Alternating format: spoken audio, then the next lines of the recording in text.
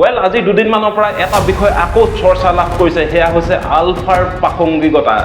ম্যানমাৰত ভাৰতীয় সেনাই ড্ৰোনেৰে দুজনকৈ আলফা নেতাৰ হত্যা কৰাৰ পিছত আলফাৰ প্ৰাসংগিকতা আৰু আত্মমৰ্যাদাৰ ওপৰত আকৌ প্ৰশ্ন উঠিছে। নমস্কাৰ বন্ধুসকল, মই বিজিত শইকীয়া। আজিৰ এই ভিডিঅ'টোৰ জৰিয়তে আমি অলপ গভীৰভাৱে আলোচনা কৰিম অসম আৰু উত্তৰ পূৰ্বাঞ্চলৰ আত্মমৰ্যাদাৰ যুঁজৰ ইতিহাস আৰু তাৰ সৈতে জড়িত এটা বিতৰ্কিত কিন্তু দীৰ্ঘকালৰ সংগঠন আলফাৰ বিষয়ে।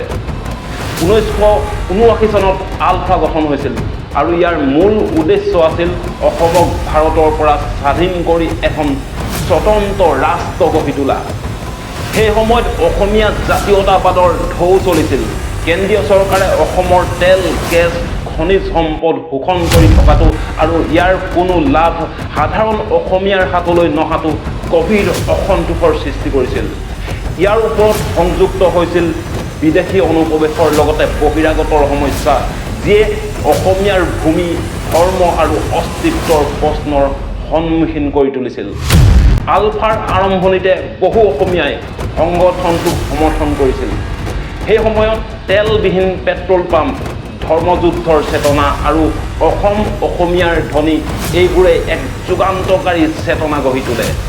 বহু থলগিৰি তথা গ্ৰাম্য অঞ্চলৰ যুৱক যুৱতীয়ে আত্মমৰ্যাদা, ভূমি ভেটি আৰু জাতীয় অধিকাৰৰ বাবে অস্ত্ৰ ধৰে।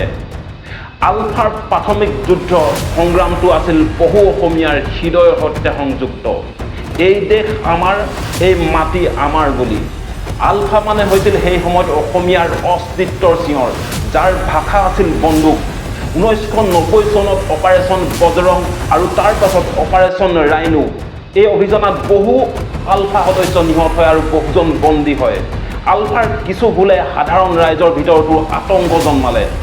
আলফা সমৰ্থন কৰিছিল বহু লোকে, কিন্তু কিছুমান কাৰ্যকলাপে আলফাৰ ওপৰত ৰাইজৰ বিশ্বাস শেষ হৈ গৈছিল। মুখ্যমন্ত্ৰী হিমন্ত বিশ্ব শৰ্মাৰ নেতৃত্বত অসম চৰকাৰে আলফা স্বাধীনৰ ওপৰত তীব্ৰ দমনমূলক অভিযান আজিৰ তাৰিখতো চলাই আহিছে। আলফাৰ শক্তি হয়তো হ্ৰাস পাইছে, কিন্তু আলফা কিয় জন্ম হৈছিল সেই প্ৰশ্ন আজিও অসমীয়াৰ হৃদয়ত জীয়াই আছে। আজিও বহু অসমীয়াৰ মনত আলফা হ'ল এক আত্মমৰ্যাদাৰ প্ৰতীক। উত্তৰ পূৰ্বাঞ্চলৰ ছাত্ৰ ছাত্ৰী দিল্লী বা মুম্বাইলৈ গ'লে আজিও শুনিব লগা হয় চীনা, নেপালী, বিদেশী বুলি। অসমৰ খনিজ, চাহ, বন সম্পদ আজিও বহিৰাজ্যলৈ গৈ আছে। বিনিময়ত কিন্তু পোৱা যায় উন্নয়নৰ শূন্যতা। এইবোৰ দৃশ্যই আজিও আলফাক অসমীয়া জাতিৰ অহংকাৰৰ চিঞৰ হিচাপে মনত পেলাই দিয়ে। আলফা হয়তো অস্ত্ৰৰ পৰা আঁতৰি গৈছে। আলফা হয়তো ৰাজনৈতিকভাৱে বিৰোধিতাও পাইছে।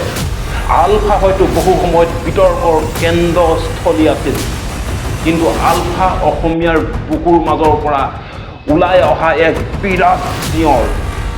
এই ভিডিঅ'টোৰ উদ্দেশ্য আলফাক সমৰ্থন কৰা নহয়, বৰং আলফাক সৃষ্টি কৰা কাৰণসমূহক বুজি লোৱাৰহে। যদি আপুনি ভাবিছে আলফাৰ ওপৰত আকৌ নতুন নতুন তথ্য লাগে, তেন্তে এটা লাইক কৰক, এটা কমেণ্ট কৰক, চেনেলটো ছাবস্ক্ৰাইব কৰিবলৈ একেবাৰে নাপাহৰিব। জয় আই অসম।